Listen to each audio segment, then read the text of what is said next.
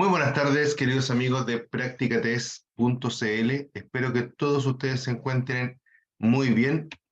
Aprovecho de saludar a Iván Barriga y Viviana que están conectados en este momento. Ya les comento que yo soy el profe Ricardo Cornejo y esto es practicates.cl. Hoy día tenemos un tema nuevo, ¿cierto? Me refiero a que terminamos, ¿cierto? El día de ayer el tema de técnicas de conducción y hoy día empezamos a hablar del funcionamiento de la motocicleta, dando inicio a un nuevo, ¿cierto? Eh, a un nuevo ciclo de clases, ¿ya?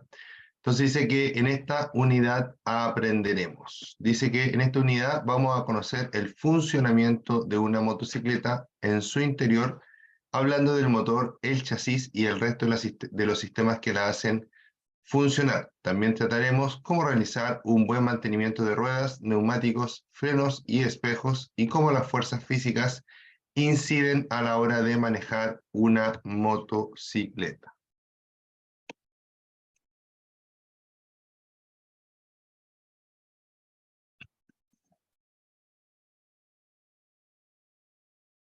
Dice que para conducir una motocicleta debe conocerla muy bien, físicamente como su recorrido, su peso, ¿cierto? Y la forma en la cual se desplaza, si dobla más, dobla menos. Me refiero a que si necesito más espacio para doblar, menos espacio para doblar, etcétera, ¿ya? Para impedir cualquier tipo de siniestro, ¿ya? Recuerden que cuando hablamos de siniestro es lo mismo que lo que decíamos antiguamente, ¿cierto? Un, como un accidente, ¿ya? Accidente o siniestro, la palabra más correcta es decir siniestro, por eso en la normativa actual se ha reemplazado esta palabra. Una de las características de una motocicleta es que no posee equilibrio como un automóvil u otro tipo de vehículo. Entonces, su equilibrio depende del conductor. Cuando conduzca una motocicleta, debe identificar sus medidas en relación a sus características físicas. Es importante revisar el manual del fabricante, puesto que pueden existir muchas diferencias entre motocicletas, tales como el tamaño y el peso, ¿ya? Inclusive podemos ver una motocicleta que de porte es pequeña, pero tiene un gran motor o tiene mucho peso, ¿ya? Entonces es importante enterarnos de qué es lo que vamos a conducir antes de hacerlo y obviamente que en el momento de escoger una motocicleta también debemos fijarnos en que esa motocicleta nos quede relativamente cómoda a nuestro cuerpo, ya por ejemplo que podamos eh, llegar al piso con los pies o con ambos pies. Es importante conocer el motor. También con su tipo de mantenimiento debes conocer todo su funcionamiento, tales como qué tipo de amortiguación posee, tipo de lubricación y tipo de refrigeración. Acostúmbrense a verificar los frenos antes de iniciar la marcha, ¿ya? Aquí hay un pequeño resumen, ¿cierto?, de la unidad, ¿ya? Y en la última línea habla de acostumbrarse a verificar los frenos antes de iniciar la marcha. Eso es importantísimo. Y no solo en una moto, en cualquier vehículo. Lo muevo un poquito, ¡pum!, y freno. ¿Están funcionando los frenos? ¿Se sienten normales? Sí, perfecto, sigo. Pero podría pasar, por ejemplo, que saque la moto y justo haya pasado algo. Les pongo un ejemplo. El perro mordió un flexible de freno, ¿ya? Y no me di cuenta. Si no hago esta prueba, me voy a dar cuenta a lo mejor cuando vaya a 50 kilómetros por hora y quiera evitar un choque, ¿cierto? Y los frenos no van a responder. Es por ello que siempre en un tiempo y espacio controlado, ¿cierto? Debo probar si es que los frenos están haciendo bien su trabajo y si es que no hay aparentemente ningún otro problema. Dice, el chasis o bastidor de la motocicleta es como el esqueleto del vehículo. Es donde se instalan la mayoría de los elementos. Los más importantes son la horquilla delantera y el brazo basculante, ¿ya? Entonces, hablando de chasis, ¿cierto? El chasis es el esqueleto, es la parte metálica, normalmente es de acero, ¿cierto? Normalmente vienen pintados negros, hay otros colores, obviamente, pero es muy común ver este tipo de chasis en color negro y es muy común también que sean de acero. ¿Existen otros tipos de chasis? Por supuesto que sí, existen de carbono, de aluminio, de aleaciones ligeras, etcétera, ¿ya? Pero lo más común es que sean de acero, ¿ya? Acero normal, común y corriente. Entonces dice que el chasis o bastidor de la motocicleta es como el esqueleto del vehículo y ahí a ese chasis se adosa, ¿cierto? La horquilla delantera, ¿cierto? Telescópica y también el brazo basculante que es trasero. La horquilla va puesta al chasis por el cabezal de dirección a través de rodamientos o cojinetes. Habitualmente la horquilla delantera posee amortiguadores telescópicos, mientras que la suspensión se realiza gracias a la acción de un resorte de tipo tornillo o espiral. Las horquillas, ¿cierto? Son estas dos barras que soportan la horquilla, son estas dos barras que soportan la rueda delantera, ¿ya? De esta forma, esta rueda delantera, ¿cierto? Eh, recibe amortiguación y suspensión por efecto de esta misma horquilla, porque bien dice ahí que son unos brazos telescópicos. ¿Qué quiere decir eso? Que son dos tubos, uno que se mete dentro del otro para hacer la acción anti-rebote, por decirlo así. ¿Ya? Dice entonces que el brazo basculante mantiene la rueda y la suspensión trasera. En la parte trasera voy a encontrar distintos tipos de suspensión. ¿Ya? En la delantera siempre son, ¿cierto?, dos tubos, pero esos tubos pueden ser una suspensión normal o una suspensión invertida. Y en el caso trasero, ¿cierto?, voy a tener también, esta especie de tubo también lo voy a tener, pero lo voy a tener de forma interna, por decirlo así, ¿ya?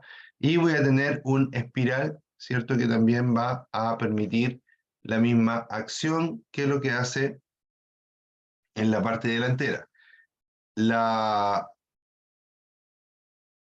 la suspensión también lleva una espiral por dentro, la suspensión delantera, ya al igual que esto, pero la diferencia está en que en esta barra la suspensión va por dentro, ¿cierto? Y en esta, el espiral va por dentro y en este el espiral va por fuera. Ahora, hay otros tipos de suspensiones traseras también en las que tenemos una botella por aquí, ¿cierto? Y una botella por el otro lado, quiere decir que en vez de tener un solo espiral y amortiguador, tiene dos, uno a cada lado. Ya normalmente las motos que son un poco más antiguas o en ocasiones un poquito más baratas traen esta doble suspensión trasera.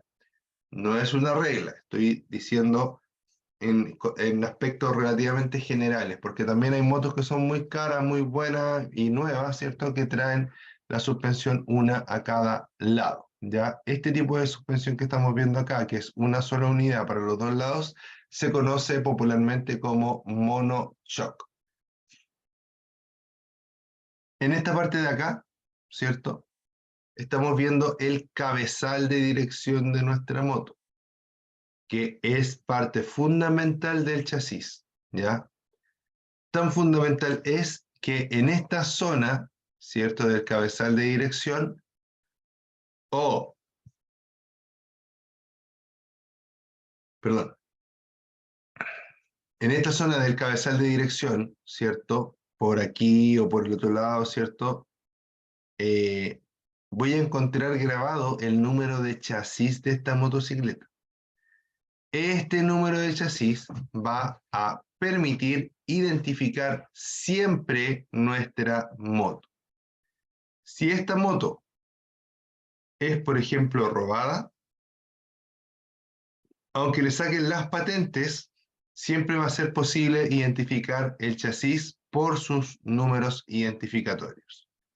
Y hay gente por ahí, ¿cierto?, que como sabe que el vehículo no tiene una buena procedencia, puede inclusive borrar ese tipo de números de chasis con una galleta, un esmeril, qué sé yo, pero resulta que si Carabineros se da cuenta que esa moto está adulterada, ellos tienen técnicas especiales para identificar números de chasis a pesar de que los hayan borrado, ¿ya? Entonces, mucho ojo con eso.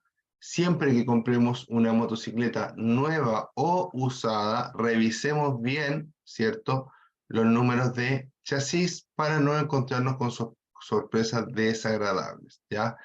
Aunque me vendan la moto con transferencia, aunque me vendan la moto sin transferencia, aunque me vendan, eh, ¿cómo les dijera?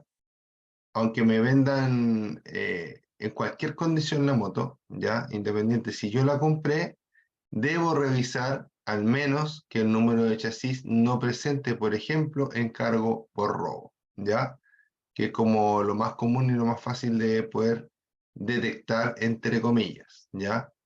Eh, el número de chasis, ya, es un código alfanumérico de, si no me equivoco, 17 dígitos, ya. Esto quiere decir que tiene letras y números y que es bastante largo, ¿cierto? Y al ser bastante largo, tiene una forma de interpretarse. Ya no tiene que ver con que veamos acá la forma en cual se interpreta, pero si a ustedes les interesa el tema, pueden buscar, ¿cierto?, en internet acerca de cómo interpretar los números de chasis, ¿ya? Entonces, es súper importante saber esta información. ¿Por qué? Yo les digo que la revisen incluso si la moto es nueva. ¿Por qué? A lo mejor en ese caso no va a ser robada, ¿cierto? No va a tener algún problema legal. Pero puede ser que se equivoquen de moto, ¿cierto? Y nos entreguen a nosotros una moto y que nuestra patente se la pongan a otra moto, ¿ya? Eso puede suceder y se los cuento porque a mi papá, cuando yo era más chico, el año 96, ¿cierto? Compró un auto, ¿ya? Y a él le pasó que le entregaron el auto, adelante tenía la patente que correspondía y atrás tenía otra patente, ¿ya? Entonces, a veces en las mismas salas de venta están entregando dos vehículos al mismo tiempo y se pueden confundir con estos parámetros, ¿ya? Obviamente pasa muy poco, pero para asegurarme de que me estoy llevando lo que corresponde, necesito, ¿cierto?, verificar siempre los números de chasis, que esos números de chasis coincidan con la documentación presentada. Esta documentación presentada permite, ¿cierto?, la identificación e individualización de cada vehículo. Ahora volviendo al apartado técnico, ¿cierto? Vamos a decir o explicar que, por ejemplo, en esta zona va puesta la dirección delantera, por ende va la horquilla. En esta zona de acá va puesto el motor y la caja de cambios. En esta zona de acá va puesta el estanque, muy bien. Y en esta zona de acá va puesto el asiento, como para que se ubique. Rueda delantera acá y rueda trasera acá, ¿ya? Para que se vayan ubicando de qué o cómo está orientado este chasis.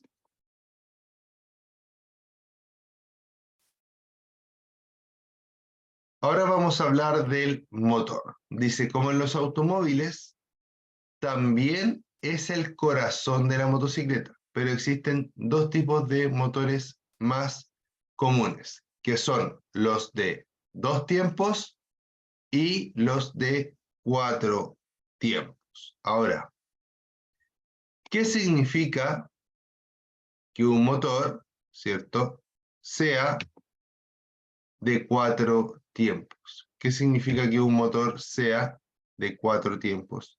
¿Y qué significa que un motor sea de 2 tiempos? El motor de 2 tiempos permite realizar todo lo necesario para que se encienda el combustible, ¿cierto? Y genere un impulso, solamente con 2 viajes del pistón o con 2 ciclos. Uno para abajo, uno para arriba, explosión. Uno para abajo, uno para arriba, explosión.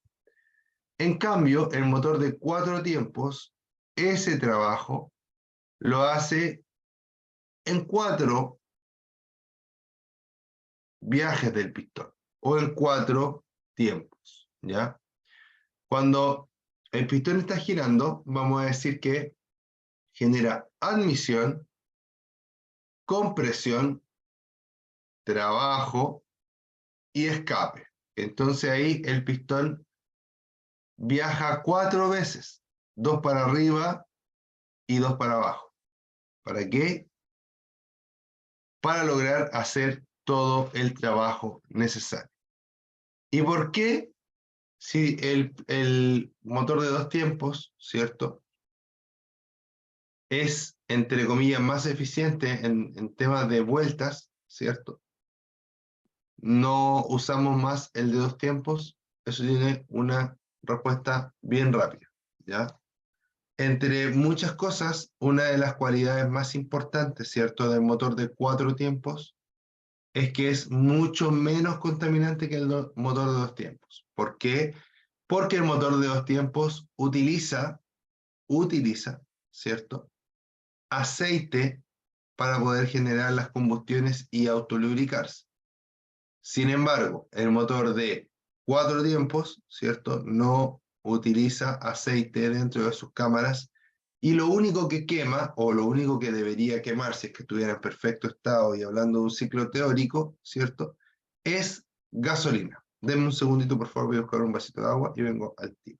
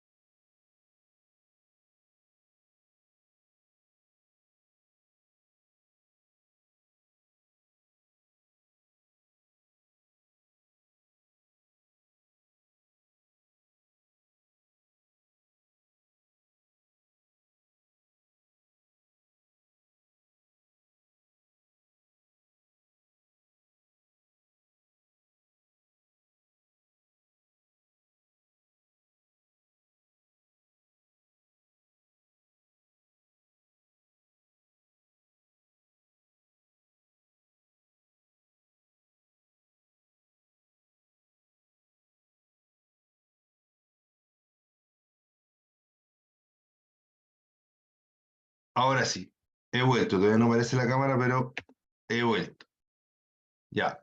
Iván Barriga y Viviana, ya les mandé un saludo y le mando otro saludo ahora a Ricardo. Ya, un saludito para Ricardo que se conectó ahí, tocayo. Ya, si pueden mandarme un saludo o si tienen preguntas, realícenlas a través de la parte de preguntas que está en la parte baja, ¿cierto?, de la aplicación.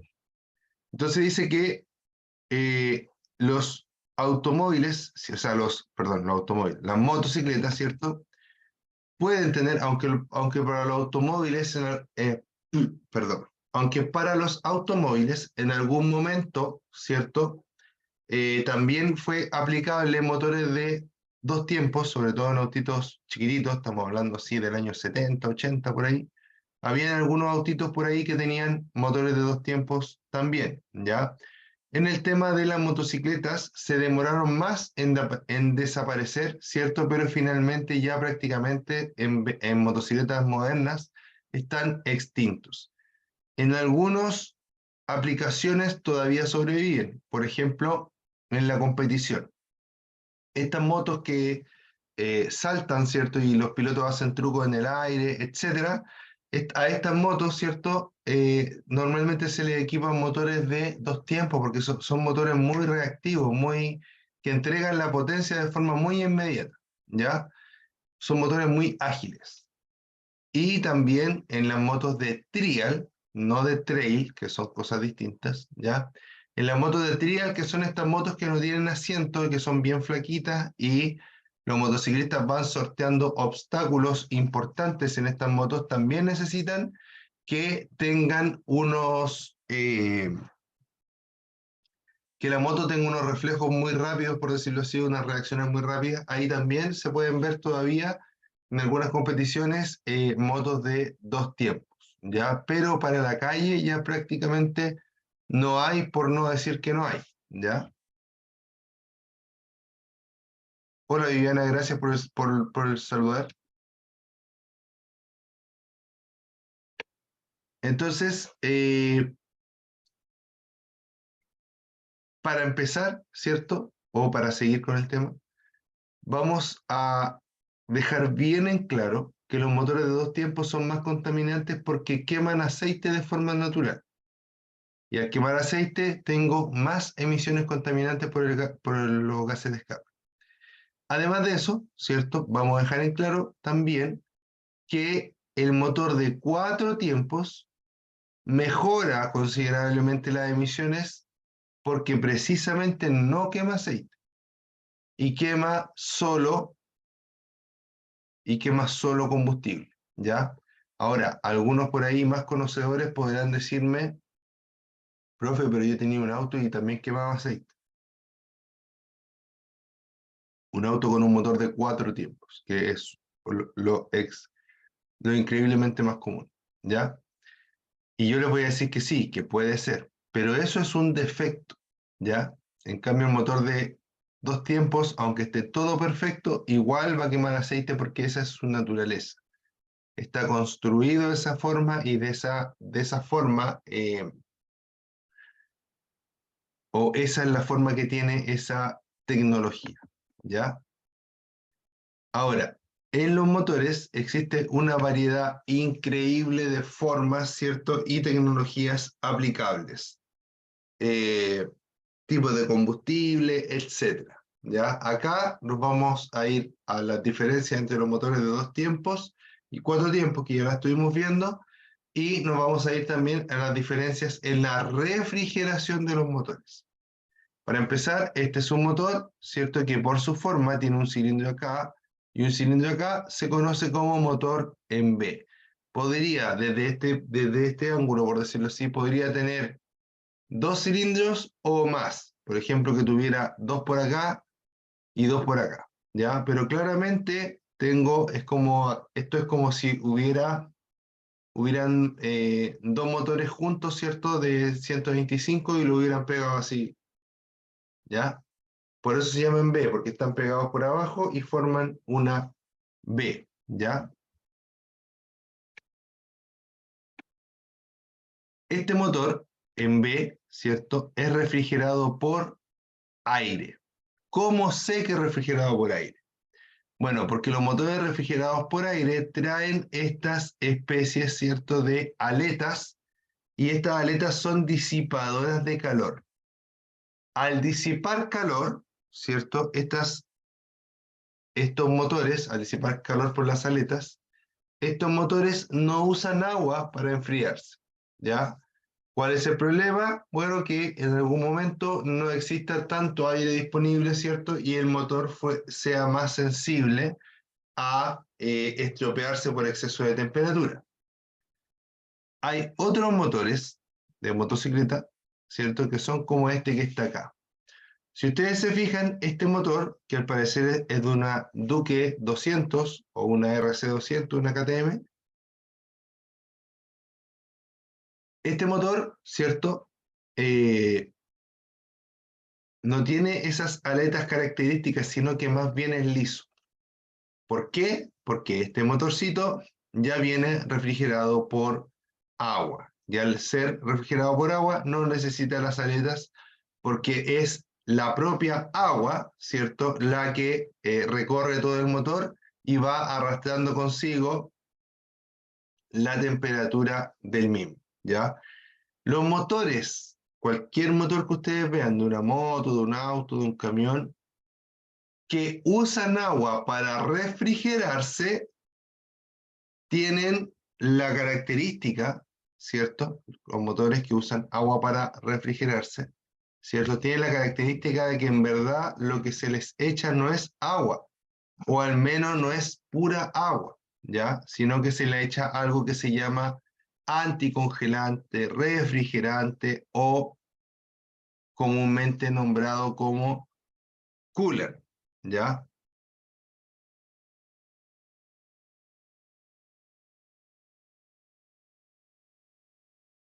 Comúnmente nombrado como coolant, ¿ya? Este coolant tiene que ser cuidado de forma rigurosa. ¿Por qué? Porque si usted le echa solo agua de la llave, porque a veces la gente dice, no, échale agua, igual funciona. La verdad que va a funcionar hasta cierto punto. ¿Por qué? Porque el refrigerante cumple tres funciones que el agua sola no cumple.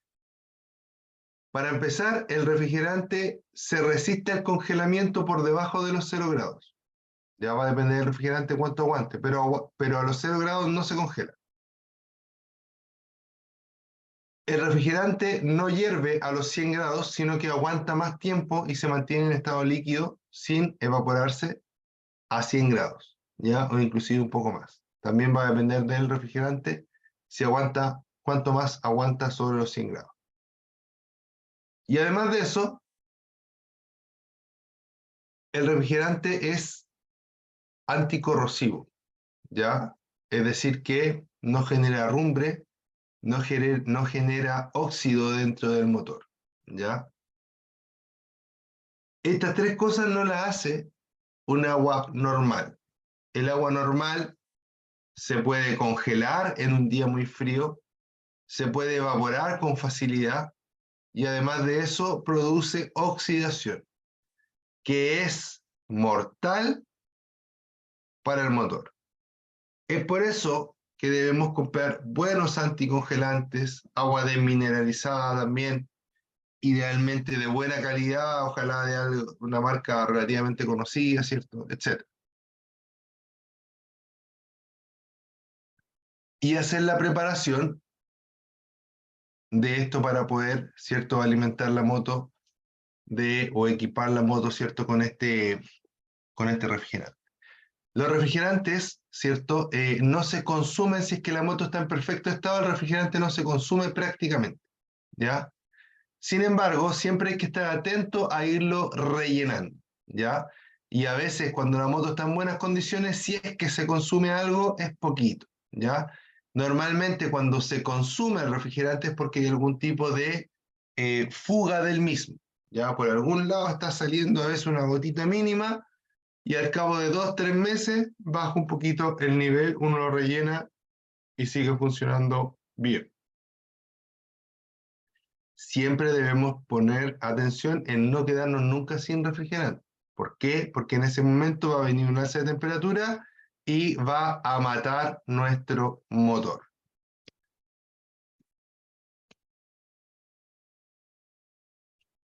Entonces, tenemos un motor refrigerado por agua y tenemos un motor que es refrigerado por aire. ¿De qué nos debemos preocupar en el motor refrigerado por aire? Principalmente debemos preocuparnos de que este motor o la estructura de este motor, sobre todo en sus aletas disipadoras de calor, que son las rayitas que estamos viendo en la pantalla ahora, estén siempre, siempre, siempre, siempre limpias y sobre todo libres de barro. ¿Por qué les digo esto? Porque muchas veces uno sale a rutear, ¿cierto? Sale de paseo en la moto y pasa por una parte donde había mucho barro. Y resulta que le salta barro al motor y eso puede ocasionar que el motor termine fundiéndose inclusive, ¿ya? Dependiendo del grado de obstrucción. ¿Por qué? Porque si usted se fija, el barro, ¿cierto? se utiliza para hacer hornos. ¿Por qué? Porque permite dejar el calor dentro de lo que está rodeando el barro. Por lo tanto, si está sucio con barro, este motor se refrigera menos, y si se refrigera menos, entramos en riesgo de tener problemas de temperatura. Entonces, mucho ojo con eso, ¿ya? Y en temas de refrigeración líquida, debemos tener cuidado, ¿cierto? También con que el radiador no se ensucie tanto. Por eso es tan importante el aseo, ¿cierto? Y el mantenimiento de nuestros vehículos, ya en este caso de nuestras motocicletas. Luego habla del sistema de lubricación. Ya hablamos del sistema de lubricación, pero ahora lo vamos a explicar un poquito más en detalle. Dice, en los motores de 4 tiempos, tiene un sistema de lubricación independiente. Una bomba de aceite envía el aceite a presión a los diferentes puntos del motor para disminuir la fricción, refrigerar el motor y evitar el desgaste de las partes móviles. Siempre controle el aceite con las pautas del fabricante. En un motor de 2 tiempos, los combustibles se mezclan con el aceite para su funcionamiento. Yo creo que todos sabemos que a los vehículos, a los automóviles, a las motos, se les cambia el aceite, ¿cierto? ¿Por qué? Porque ahí estamos hablando de motores de autos o de motos que son de 4 tiempos, por eso se les cambia el aceite. Porque el aceite no se quema, no se consume. Si se quema o si se consume, es un problema del motor propiamente tal. Ahora, hay motores de fábrica que son 4 tiempos y todo, que queman un poquito más de la cuenta de aceite, ¿ya? Pero sigue siendo por un problema, porque a lo mejor el motor no se fabricó tan bien, no es un motor tan refinado, etc. ¿Ya? En estricto rigor, si es que algo se quema, debería ser, pero mínimo, mínimo, mínimo, al punto de no tener que rellenar, ¿cierto? El nivel entre un cambio de aceite y otro cambio de aceite. Si yo tengo que estar rellenando los niveles de aceite, eso significa que ahí hay un problema, ya sea una fuga, ¿cierto? O también puede ser una fuga o que se esté quemando el aceite, pero de forma más exagerada que lo normal que podría ser. ¿Ya? En temas teóricos no debería quemarse nada en un motor de 4 tiempos, pero eso en la práctica no llega a suceder. Sin embargo, lo que se quema, recuerden que es, pero despreciable prácticamente. Y ahora, ¿hay vehículos, hay motores que son más gastones de aceite? Sí, ¿ya? Y a veces la gente dice, oye, me compré este auto, por ejemplo, y siempre le baja el nivel de aceite y averiguan, y es normal para ese vehículo, para ese año, etc.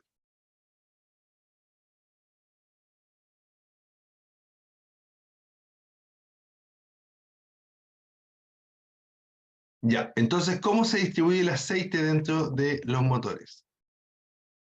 Aquí tengo un pequeño motor de una Honda CG150, ¿ya? En general, en todos los motores de 4 tiempos, el aceite se distribuye de una forma muy parecida. Si nosotros estamos acá abajo, empezamos a chupar aceite, ¿cierto? A través de un chupador que está conectado a una bomba que está girando, ¿cierto? Y está generando una succión, se chupa y se va por unas galerías que se llaman, que son como unas cañerías, pero que están, como perforadas, ¿cierto? En el mismo motor. Es como que yo tenga un bloque de madera, le hago un hoyo con un taladro de un lado a otro y eso se transforma en una cañería para transportar, en este caso, aceite, ¿ya? Si transporto aceite, en este caso, ¿cierto? Me va a permitir llevar a presión el aceite a los distintos puntos del motor, ¿ya? ¿Qué puntos? Por supuesto que sobre todo los puntos de fricción, en donde hay dos metales que se están rozando continuamente. Estos metales, al estarse rozando continuamente, generan desgaste. ¿Y por qué generan desgaste? Porque aunque yo tenga dos metales que son perfectamente lisos y los estoy frotando uno contra el otro de forma constante, me voy a dar cuenta, ¿cierto? Que en el tiempo esos dos metales se van a empezar a rayar o se van a empezar a cortar. Es como lo mismo que un celular, ¿cierto? Si yo tengo un celular, en este caso yo tengo una mica de vidrio, la verdad que la mica de vidrio se raya bastante poco, se quebran, sí, ahí creo que tiene una, no sé si se alcanza a ver, ¿ya? Pero si yo tomo otro celular también con una mica de vidrio y le hago esto, ¿cierto? Harto rato, después de un rato igual se va a poner la mica más opaca. ¿Por qué? Porque va a tener un montón, ¿cierto? De micro arañazos. Y esos micro arañazos, ¿cierto? Hacen que se vaya perdiendo el material.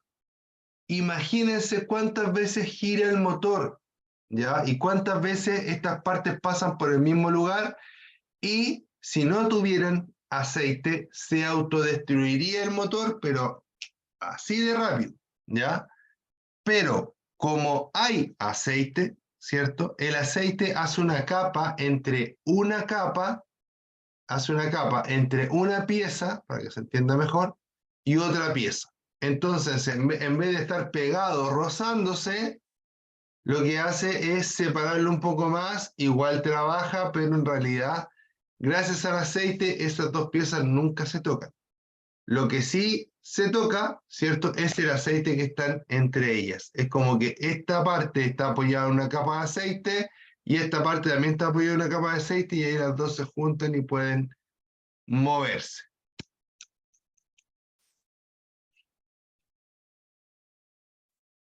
Dos punto cuatro dice, el sistema eléctrico.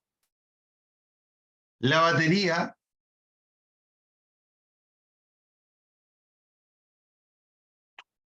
la batería, ya dice, la energía eléctrica para las luces procede de la batería. Pero ¿saben qué?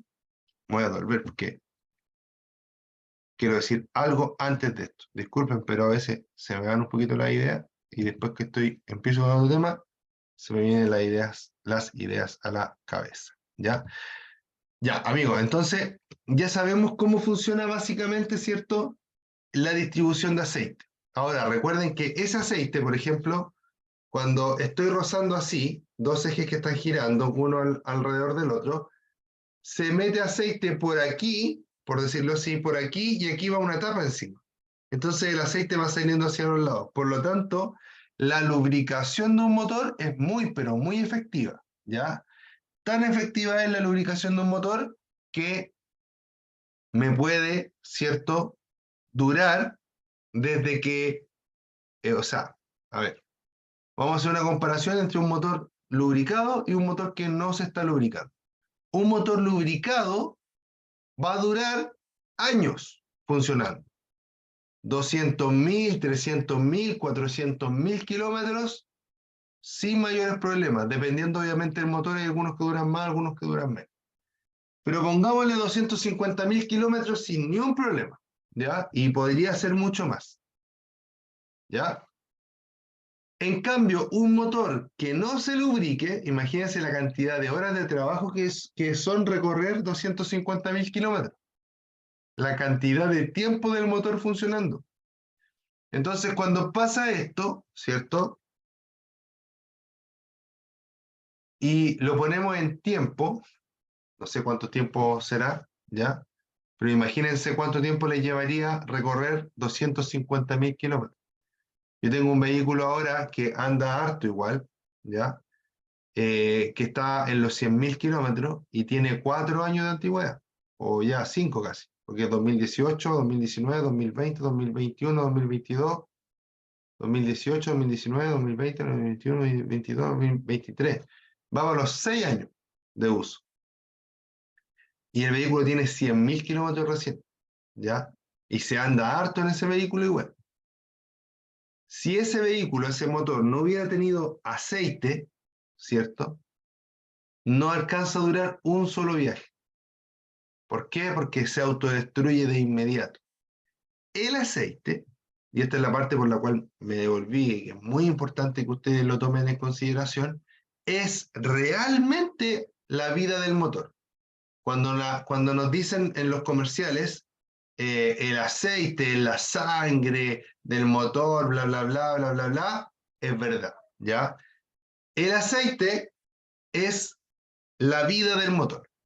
Si usted le echa un buen aceite, el motor le va a durar un buen par de kilómetros, ¿ya? Se le va a durar un buen tiempo ese vehículo, ¿cierto? Con un buen aceite le va a durar mucho tiempo. Sin embargo, ¿ya? Si usted le echa aceite del más barato, ¿cierto? Y le pone el filtro más barato, obviamente se va a ver afectada, ¿cierto? La vida útil del vehículo. Miren, les pongo datos porque los datos de auto tengo más en la cabeza que en motos, la verdad, ¿ya? Los pongo en antecedentes. Los motores podrían durar muchas veces 300 o 400.000 kilómetros. Sin embargo, la mayoría no llega a los 200.000 kilómetros sin tener que repararlos antes. Inclusive muchos mueren antes de los 100.000 kilómetros. Pero eso es meramente por falta de mantenimiento para la mayoría. Ya también hay algunos que a lo mejor la calidad no los acompaña tanto. No están hechos para durar tanto, algunos, pero son los menos. Pero la mayoría podrían durar muchos más kilómetros, 300.000 kilómetros por lo menos, ¿ya? Pero mucho antes de los 200.000 o los 150.000 kilómetros ya hay que desarmarlos. ¿Por qué? Porque se quedaron sin aceite, porque se quedaron sin agua, etcétera, etcétera, etcétera. ¿Ya? Entonces es muy importante el mantenimiento. Cambiar los fluidos cuando hay que cambiarlos. Cambiar, limpiar, ¿cierto? Lo que hay que limpiar. Cambiar por filtros originales. En el caso de las motos, sobre todo si tenemos una moto de baja cilindrada, 150, 200, 300 centímetros cúbicos, no usan mucho aceite. En el caso de las 150 usan 1 litro, no todas, pero hay muchas que usan 1 litro. En el caso de las 300, las que más he visto yo que usan 2,5 litros. Entonces, no es tanto el gasto para comprar un buen aceite, ¿ya? Y comprar un buen filtro, ojalá el original. ¿Por qué? Porque a veces compramos un buen aceite y compramos un filtro que no es tan bueno, ¿ya?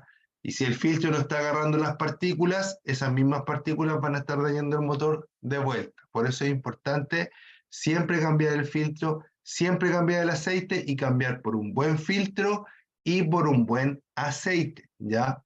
Cuando gastamos en un buen aceite, más que gasto, como le he dicho muchas veces, es inversión. ¿Por qué? Porque voy a estar ahorrando plata en el futuro. Que no les duela comprarse un aceite de buena calidad. Que el aceite es lo más importante que usted tiene que ponerle a su moto de buena calidad en términos de durabilidad. ¿Ya? Así como cuando les digo que no les duele la guata comprar neumáticos de buena calidad si es que tienen la posibilidad. Convengo, ¿ya? Que en la actualidad es cada vez más difícil comprar neumáticos de marca, ¿ya? ¿Por qué? Porque porque están carísimos, ¿ya? Y hay alternativas de marcas desconocidas que son muy tentadoras a muy buenos precios, ¿ya? Pero ojo, mucho ojo ahí, porque muchas veces, ¿cierto? Lo barato cuesta caro, y por eso les digo que si pueden comprar, por ejemplo, un buen aceite para alargar la vida útil de su moto, cómprenlo. Y si pueden ponerle buenos neumáticos a la moto, también es una muy buena inversión porque es netamente inversión en seguridad. Queridos amigos, ha llegado el final de esta clase. Ya el tema de sistema eléctrico lo vemos mañana. La verdad que yo vi, cierto, que me quedaba poquito tiempo y vi el sistema eléctrico y me acordé de la otra parte, por eso también me devolví, ya para dejar el tema del sistema eléctrico más completo para mañana. Ese tema es súper importante. Ojalá que todos se puedan conectar mañana porque tengo varios alumnos nuevos conectados y eso se agradece. Les mando un gran abrazo. Todos los que están viendo esto en vivo, ¿cierto? Y también les mando un gran abrazo a toda la gente que pueda estar viendo esta grabación en cualquier momento, ya sea hoy día, pronto, mañana, pasado, o cuando hayan pasado 10 años más. Les mando un gran abrazo, cuídense mucho. Esto es Practica3.cl. Yo soy el profe Ricardo Cornejo en clase C, ¿cierto? El gusto de la motocicleta. Cuídense, que le vaya muy bien y que nos veamos mañana nuevamente. Si tienen alguna duda o consulta, yo voy a estar conectado unos minutitos más por si quieren poner algo en preguntas acá para que se comuniquen conmigo. Si no, que les vaya muy bien y nos estamos viendo mañana. Chao, chao. Cuídense.